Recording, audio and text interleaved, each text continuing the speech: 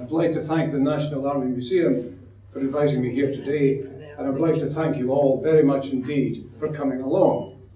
I'm going to talk to you about casualties sustained by the British Expeditionary Force in France and Flanders between 1914 and 1918, and I will be focusing particularly on the evolution of the evacuation pathway and the emergence of orthopaedic surgery as a specialty.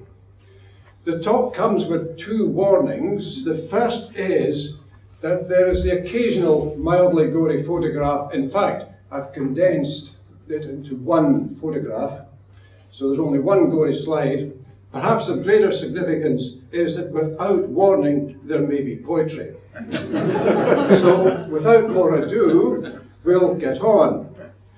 Now, between 1914 and 1980, the British Army in France and Flanders sustained no fewer than 2.7 million battle casualties.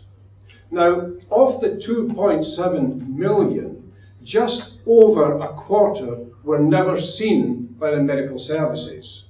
Those were the men who'd been killed, were missing, or were prisoners of war.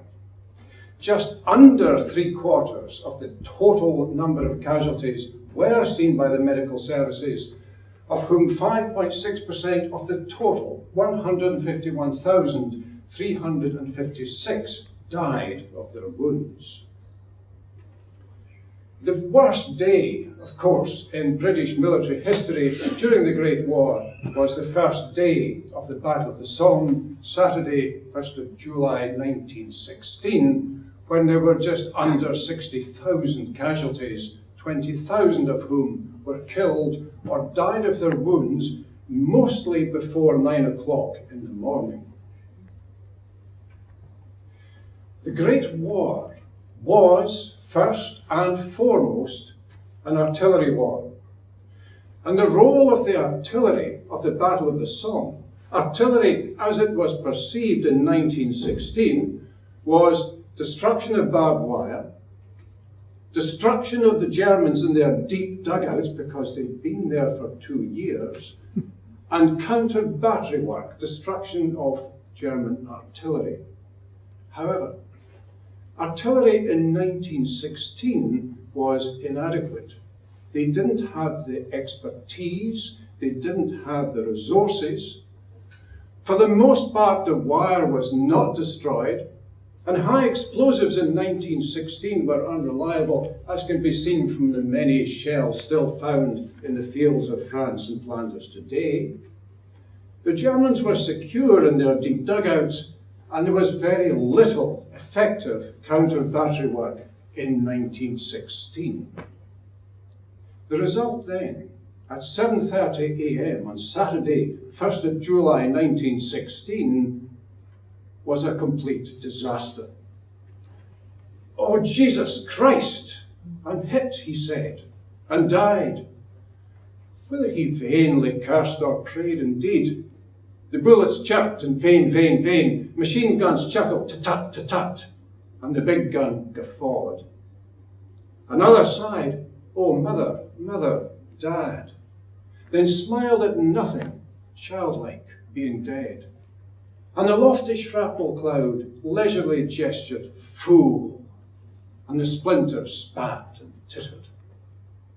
"My love," one moaned. Love languid seemed his mood, till slowly lowered, his whole face kissed the mud. And the bayonet's long teeth grinned, rabbles of shells hooted and groaned, and the gas hissed. When the Battle of the Somme petered out in the muds in mid-November 1916, British casualties amounted to 432,000, of whom 150,000 had been killed or died of their wounds. Furthermore, 100,000 approximately were too seriously wounded to serve in any capacity ever again. But does it matter? Losing your legs? For people will always be kind, and you needn't show that you mind. When the others come in from the hunting, to gobble their muffins and eggs? Does it matter losing your sight? They are such splendid work for the blind. And people will always be kind while you sit on the terrace, remembering and turning your face to the light. Do they matter? Those dreams from the pit. You can drink and forget and be glad. And no one will think that you're mad. They'll know you fought for your country. And no one will bother a bit.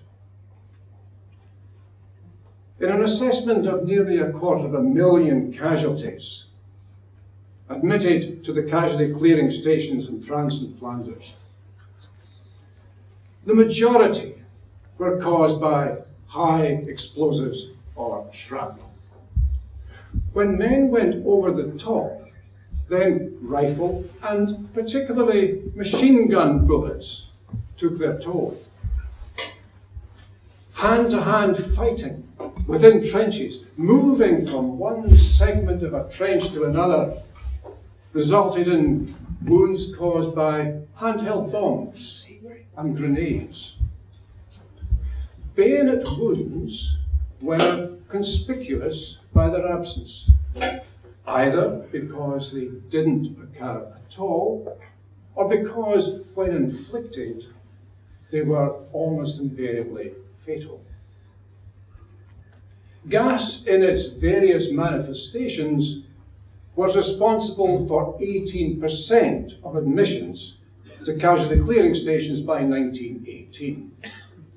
Mustard gas caused blistering, and problems arose with mustard gas when those blisters became secondarily infected by bacteria.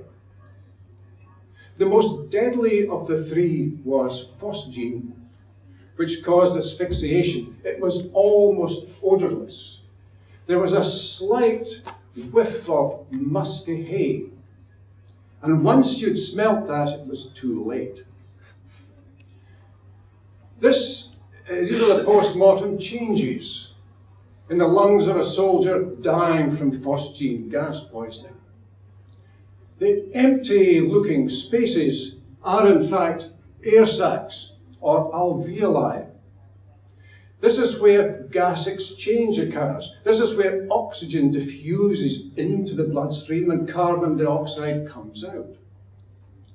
The pink area below the clear space, well, these are also alveoli, but they are filled with inflammatory exudate.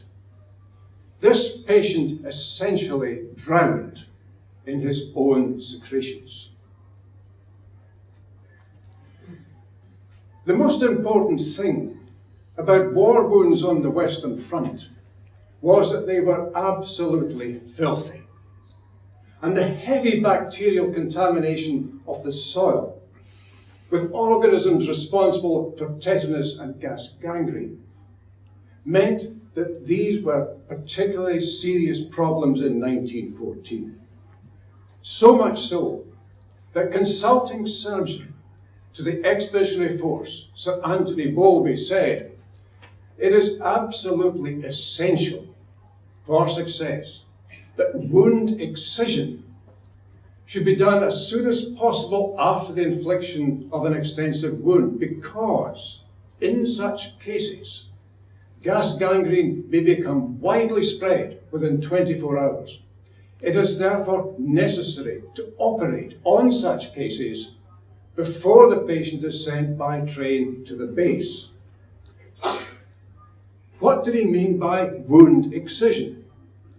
Wound excision meant removal of all dead, devitalized tissue. It meant removal of all foreign material, shell fragments, clothing, driven into the wound at the time the wound was inflicted, and all the filth and debris from the battlefield that goes deep into the body tissues.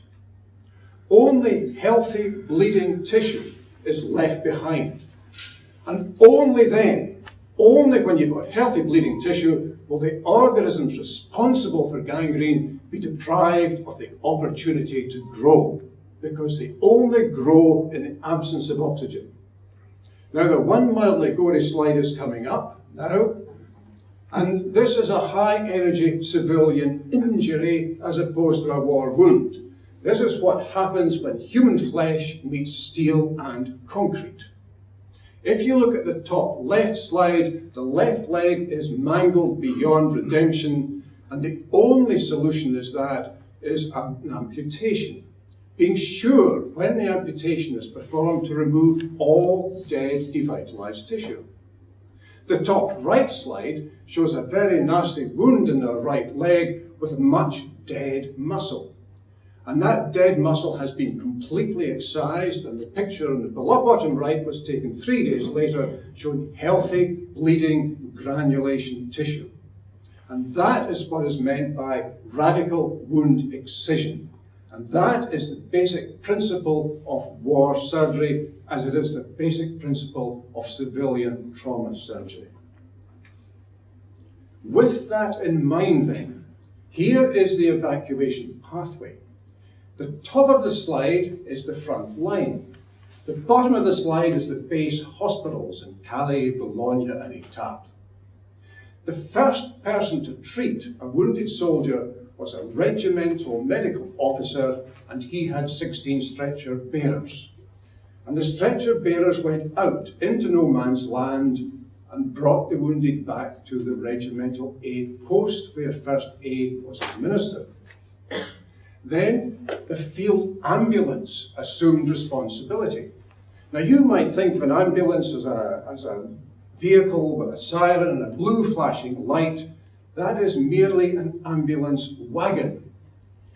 A field ambulance is a mobile surgical hospital. It has a tent section, and the tent section is responsible for making an advanced dressing station and a main dressing station to treat the wounded. It also has a stretcher bearer section, and the stretcher bearers go forward to the regimental aid post, bringing the wounded back to the field ambulance advanced dressing station, from where the wounded are transferred to the main dressing station or to the casualty clearing station. Now in 1914, a clearing station was supposed to be just that. It was to clear the casualties back to the base hospitals at Calais, Boulogne. But it took too long. The clearing stations were far enough away from the front line to be generally out of range from shell fire, and yet close enough that ambulance wagon convoys could get there reasonably quickly. So it was at the casualty clearing stations, as the war went on, that most of the major limb and life-saving surgery was carried out before the patient was sent by train to the base. So here are some examples. Here is a regimental medical officer in his regimental aid post treating a wounded soldier. Note there is a splint. It's called a Thomas splint. And the Thomas splint was used for treating compound gunshot fractures of the femur or thigh bone, one of the most serious orthopedic wounds in the Great War. I'll say more about that later. One of the most important functions of the regimental medical officer was preventive medicine, good hygiene, good sanitation, absolutely vital. And to illustrate that, I'll tell you a story about the 63rd Royal Naval Division. They were the brainchild of Winston Churchill, who in 1914, as First Lord of the Admiralty, realised that there were too many sailors and not enough ships, and the surplus sailors were given a rifle and turned into a land-based fighting division, the 63rd. They were at Gallipoli in 1915, and 1916 saw them on the Somme under General Shute. Now, General Shute did not like the Royal Naval Division. They were sailors. They had beards. They sat down, for God save the King, for heaven's sake. Worst of all, their trenches were like latrines. And General Shute lost no opportunity in telling them so. One of their number, A.P. Herbert, penned the following lines about General Shute. the general inspecting the trenches exclaimed with a horrified shout, "I refuse to command a division which leaves its excreta about." But nobody took any notice, no one was prepared to refute that the presence of shit was congenial compared with the presence of shoot. And certain responsible critics made haste to reply to his words, observing that his staff advisors consisted entirely of turds. For shit may be shot at odd corners, and paper supplied there to suit, but a shit would be shot without mourners. If somebody shot that shit shoot. There's a serious side to this, however. If you look at the Boer War, a mere 12 to 14 years before the outbreak of the Great War, only 36% of British deaths were caused by enemy action. 64% of deaths were caused by disease. That disease was typhoid fever, caused by poor sanitation. In contrast, during the Great War on the Western Front, only 4.5% of deaths were caused by disease. The remainder were caused by enemy action. It was the first war in British history where deaths from enemy action exceeded deaths from disease. From the regimental aid post then, stretcher bearers from the field ambulance take the casualty back to the advanced dressing station. No easy task. In the mud of Flanders in 1917 during the Third Battle of Ypres, the closing stages of which are synonymous with the village name of Passchendaele. Squire nagged and bullied till I went to fight under Lord Derby's scheme. I died in hell. They called it Passchendaele. My wound was slight, and I was hobbling back, and a shell burst slick upon the duckboard, and I fell into the bottomless mud and lost the light. At sermon time, when Squire is in his pew, he gives my gilded name a thoughtful stare, for though low down upon the list, I'm there. In proud and glorious memory, that's my due. 2 bleeding years I fought in France for Squire, suffered hardships he never guessed, came home once on leave and then went west. What greater glory could a man desire? When the wounded arrived at the advanced dressing station, they were assessed. They were divided into one of 3 groups: minor wounds, hopeless cases, and severe but survivable wounds. The minor wounds would go back to the main dressing station. The hopeless cases were put aside to die.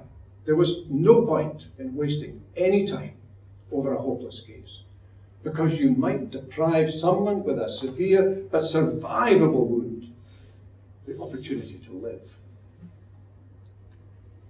There was a very limited place for surgery in the early years of the war at the advanced dressing station.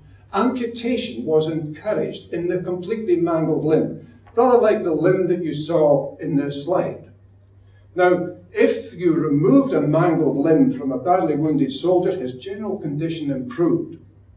So these legs were moved without anaesthetic, or with a little bit of local anaesthetic infiltration into nerves to remove the totally mangled extremity. Arrest of hemorrhage was another thing that they had to do. Hemorrhage is what kills people fastest. It's an easier said thing than done sometimes to do. Bad conditions, deep hole, blood welling up. Sometimes it's very difficult to do that. In appropriate cases, where the wound is more distal in the limb, farther down, you might be able to get a tourniquet above it. But it took a long time to get these casualties back, and there was a high risk. 80% of these patients ended up with an amputation. By 1918, teams of experienced surgeons with an anaesthetist would go forward to advanced dressing stations. So by 1918, they were taking the medical services further forward to do more major stuff. And then, from the advanced dressing station into an ambulance wagon, which was heated. Very, very important. For the first time, a soldier who had lain in a wet shell hole, who was hypothermic, began to feel warm, and as he warmed up, so his condition improved. And then he arrived at the casualty clearing station. The casualty clearing stations had accommodation for 800 to 1,200 wounded. They were grouped together in groups of 2 or 3, admitting 150 to 300 cases at a time before passing the on-call to the adjacent station with a similar area of interest. Those casualty clearing stations, treating abdominal wounds, chest wounds, and compound fractures of the femur, were closer to the front line at a range of around 10,000 yards. Now, they were closer because these wounds, above all others, needed early surgery.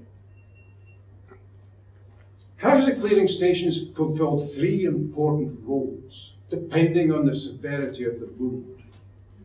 Minor wounds were treated in a minor operations theatre, and the casualty kept in the forward area and then sent back to the front line.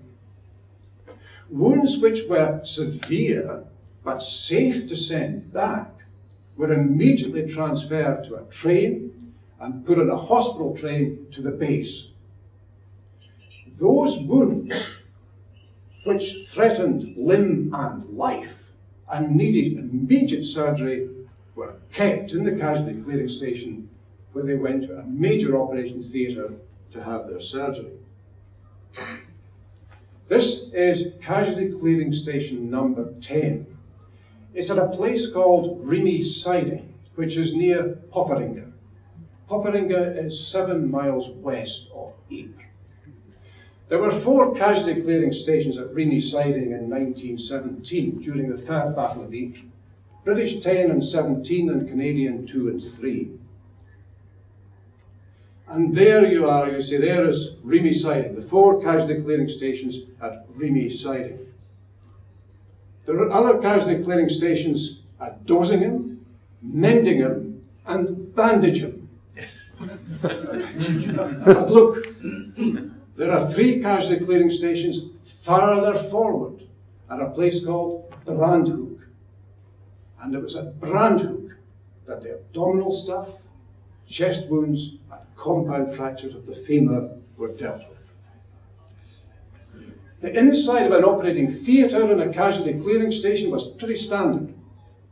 Twin operating tables, 3 teams of surgeons and anaesthetists, working 16 hours on, 8 hours off. They kept 2 operating tables working round the clock until the backlog was cleared.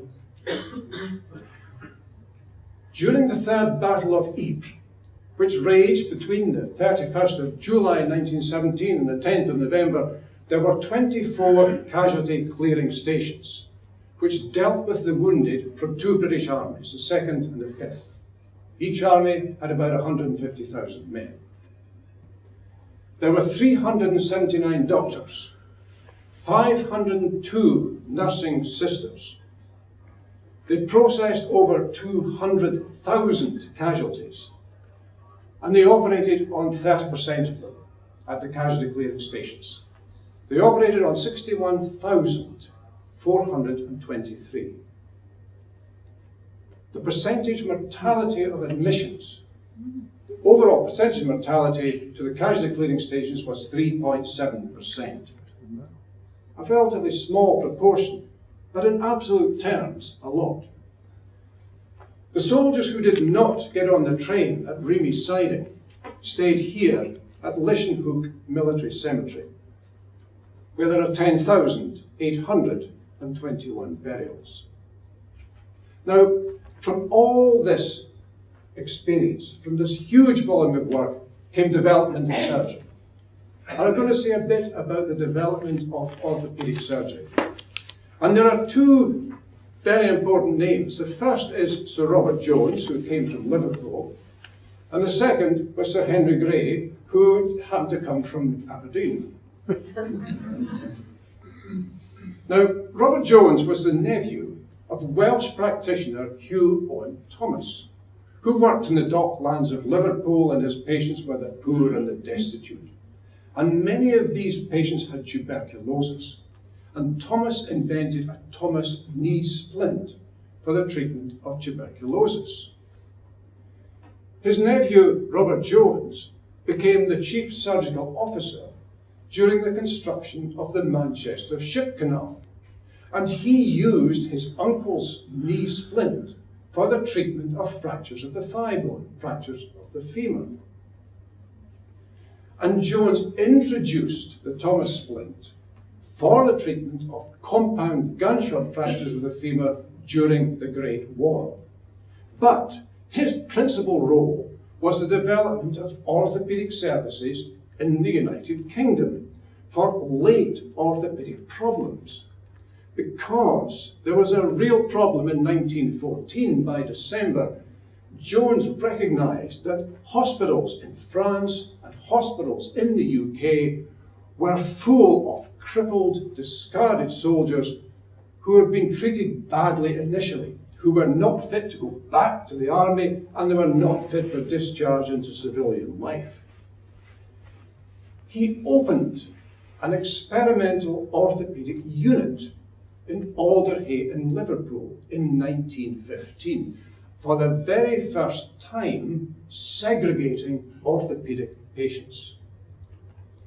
And he opened what was called an orthopaedic centre here in London at the Hammersmith Workhouse in Shepherd's Bush in March 1916.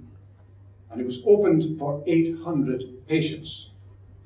What did an orthopaedic centre do? Well, it provided surgery for late orthopaedic problems. These were problems invariably complicated by horrible infection.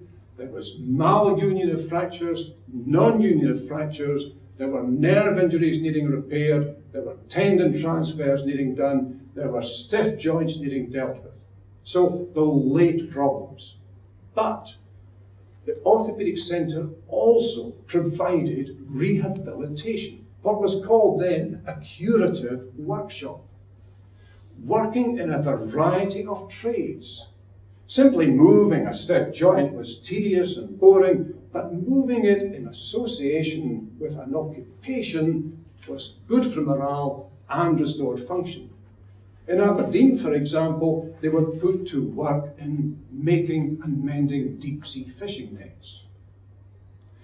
So 1,000 of the first 1,300 cases returned to some form of military service. Jones became director of military orthopaedics in 1916, shortly after he opened his first orthopaedic centre in Shepherd's Bush.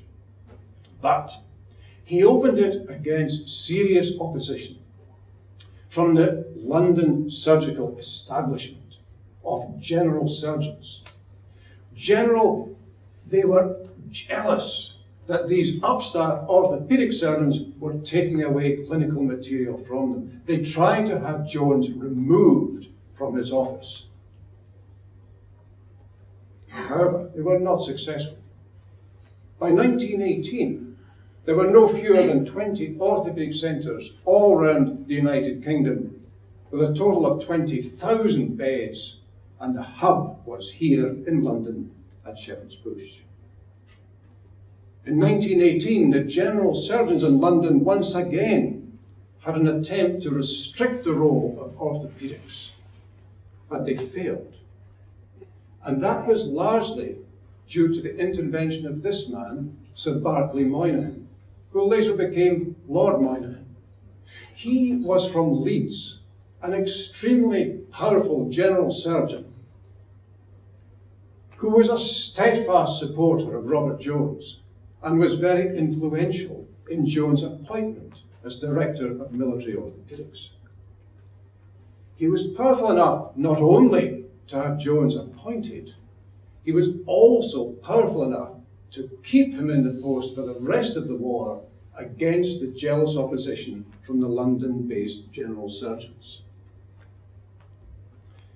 Henry Gray was born in Aberdeen. He was a son of a wholesale provision merchant.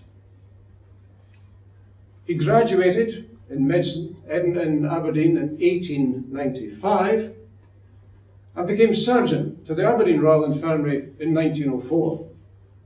He's credited with bringing aseptic surgery to Aberdeen and local anaesthesia to surgery in the United Kingdom. Now, Gray and Jones and Moynihan all knew each other well. They knew each other through the Moynihan Provincial Surgeons Club. Berkeley Moynihan in 1909 began this Surgeons Club, and it was basically to demonstrate to the surgical establishment in London that it was perfectly possible for surgical development to take place elsewhere in the United Kingdom apart from in London. Now, Gray's principal contribution was the development of the acute orthopaedic services on the Western Front. He served in France for 3.5 years. First of all in a group of base hospitals in Rouen, and then as consulting surgeon to the British Third Army. Now, the main orthopaedic problem, which confronted Gray on the Western Front was this. This is a compound fracture of the thigh bone, compound fracture of the femur. Gray established that the mortality from this wound in 1914 and 1915 was somewhere in the order of 80%. 80% of these soldiers died.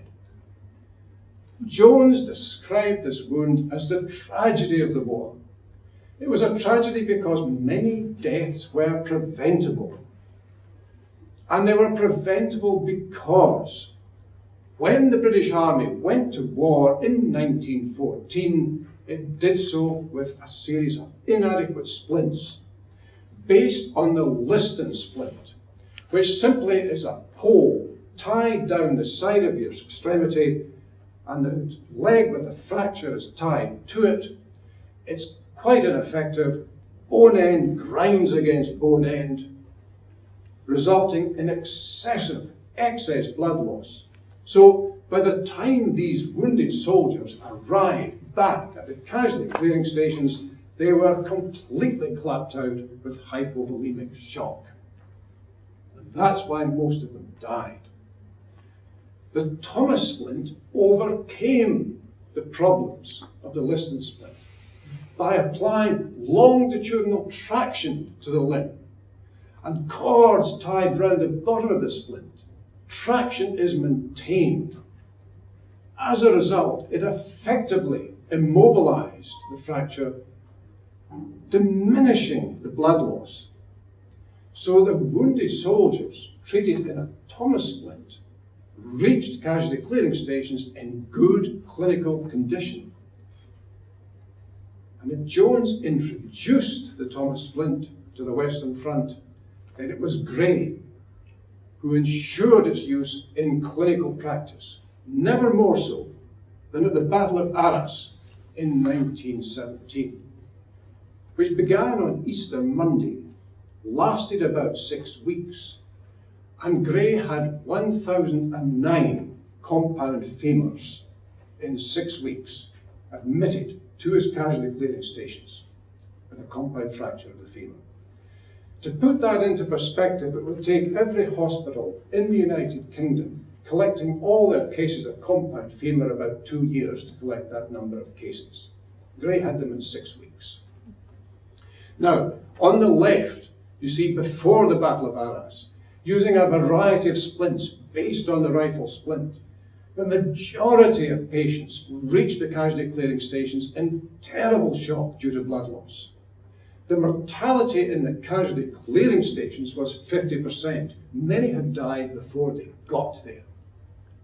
There was a school of thought that the only way to treat a compound femur was to do an amputation, because as far as anaesthetics were concerned, the only thing they were fit for was a quick whiff of gas and a short operation, and the only short operation under the circumstances is an amputation.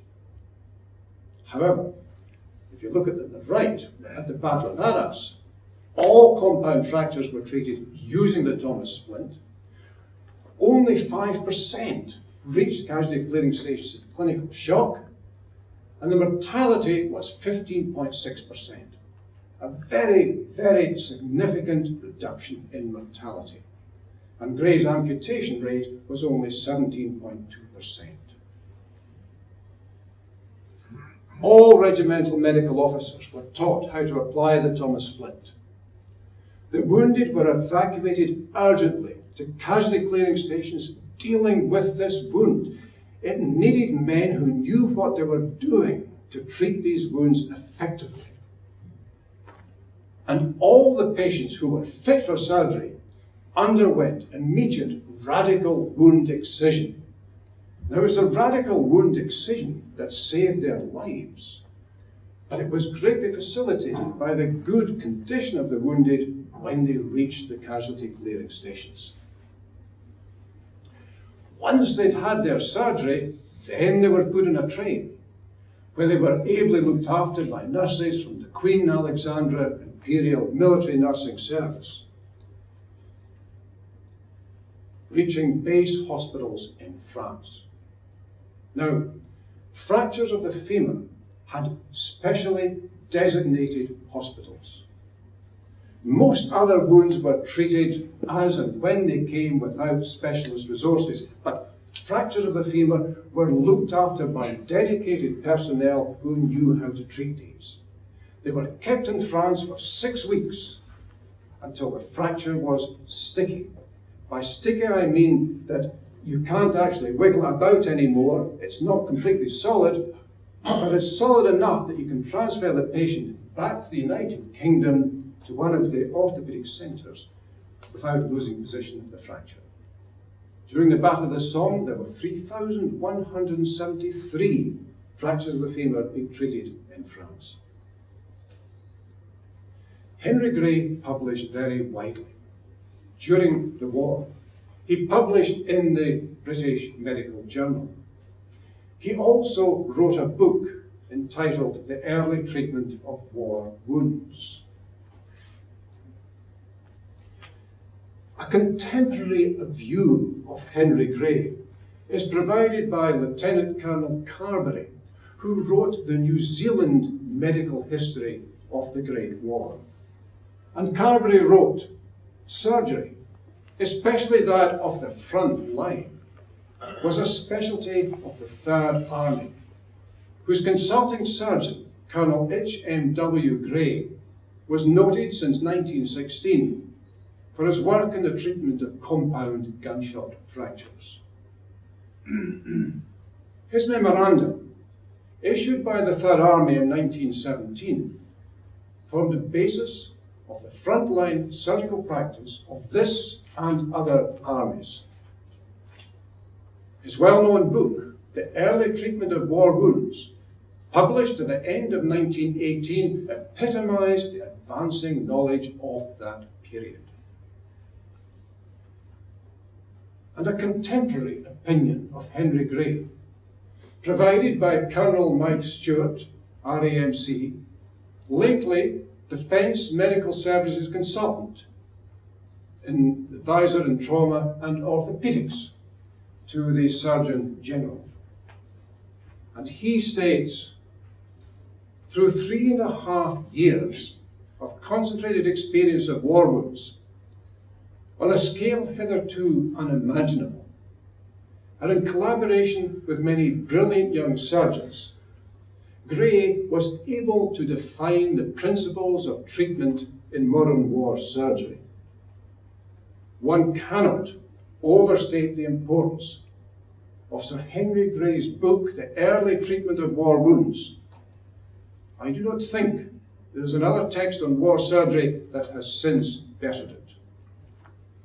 In terms of the casualty evacuation chain, our Row 3 military hospital in Camp Bastion is equivalent to a casualty clearing station. Sir Berkeley Moynihan, later Lord Moynihan, described the Great War as a war of orthopaedic surgery, which indeed it was. And I would really like to pay tribute to a generation of surgeons who pioneered modern war surgery. The vision and action of Robert Jones in establishing the principle of segregation, unity of control, and continuity of treatment of certain categories of wounded soldiers on the Western Front, and the organisation of military orthopaedic centres in the United Kingdom remains one of the glorious chapters of British surgery. Almost 100 years have gone by since those terrible and yet rather amazing times at Remy siding casualty clearing stations. The figure in the inset is Walter Sutherland, who was with Canadians at Canadian Casualty Clearing Station number 3. He was a Scot who emigrated to Canada. He became one of the original Imperial War Graves Commission gardeners at Lichtenhoek following the war. One of his jobs was to bury the dead.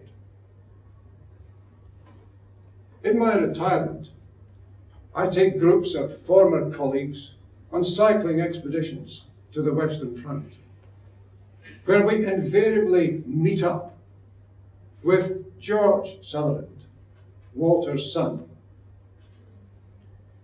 who followed his father into the Imperial and then Commonwealth War Graves Commission and retired in the 1980s. And as a sprightly 91-year-old, he takes us around Lichtenhoek every time we are there. I'll leave the last word with Wilfred Owen, who was killed on the 4th of November, 1918. Shall life renew these bodies? Of a truth, all death will he annul, all tears assuage, and fill these void veins full again with youth, and wash with an immortal water age. When I do ask why age, he saith, not so. My head hangs weighed with snow. And when I hearken to the earth, she saith, my fiery heart shrinks, aching, it is death. Mine ancient scars shall not be glorified, nor my titanic tears the seas be dried. Because of my passion for this subject, I teamed up with one of my surgical colleagues in Aberdeen, and we involved other specialists in various fields and edited this book on war surgery 1914-18 as a tribute to the generation of surgeons who did so much for our specialty. And this is one of my avid readers. Thank you very much.